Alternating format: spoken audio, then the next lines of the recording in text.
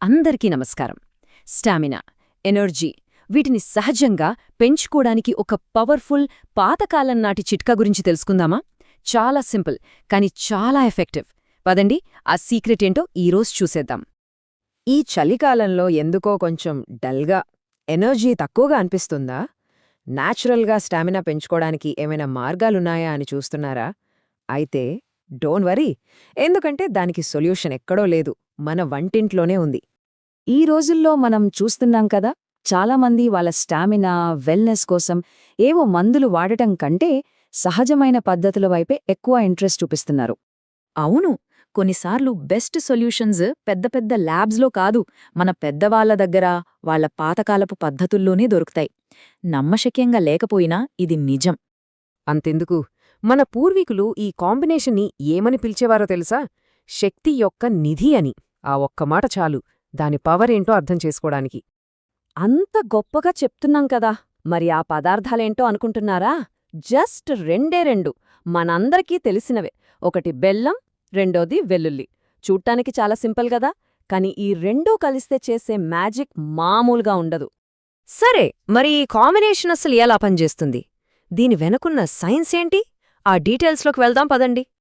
చూడండి, ఒకవైపు బెల్లం ఉంది కదా, ఇది బ్లడ్ని ప్యూరిఫై చేసి మనకు వెంటనే ఎనర్జీనిస్తుంది. మరోవైపు వెల్లుల్లి, ఇది ఒక న్యాచురల్ యాంటీబయాటిక్లా పనిచేస్తుంది. అంతేకాదు, టెస్టెస్టెరాన్ లెవెల్స్ని కూడా బూస్ట్ చేస్తుంది. అంటే విడివిడిగా చూసినా కూడా ఈ రెండూ పవర్ హౌస్లే అనమాట. కానీ అసలైన మ్యాజిక్ ఎప్పుడు మొదలవుతుందో తెలుసా? ఈ రెండూ కలిసినప్పుడు. అప్పుడు వాటి పవర్ ఇంకా డబల్ అవుతుంది. ఎలాగంటే, ఈ రెండూ కలిస్తే అది మన గుండె ఆరోగ్యానికి చాలా మంచిది. అలాగే కీళ్ల నొప్పులతో బాధపడే వాళ్లకు కూడా రిలీఫ్ ఇస్తుంది. అంటే 1+1 2 కాదు, ఇక్కడ ఇంకా చాలా ఎక్కువ ప్రయోజనాలున్నాయన్నమాట.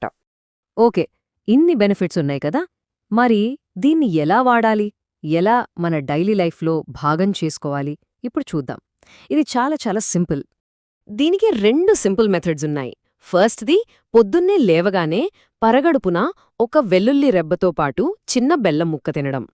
రెండోది, రాత్రి పడుకునే ముందు పాలలో వెల్లుల్లిని కాస్త ఉడకబెట్టి దాంట్లో బెల్లం కలుపుకుని తాగడం. ఈ రెండింటిలో ఏది వీలైతే అది ఫాలో అవ్వచ్చు. చూసారుగా, ఎంత సింపుల్, పాతకాలం పద్ధతో. కానీ ఈనాటి మన ఫాస్ట్ లైఫ్కి కావలసిన ఆ ఎనర్జీని, ఆ చురుకుదనాన్ని ఇవ్వడంలో ఇది ఎంత బాగా పనిచేస్తుందో కదా.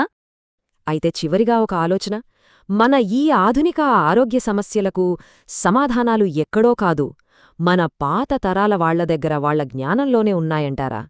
ఏమంటారు?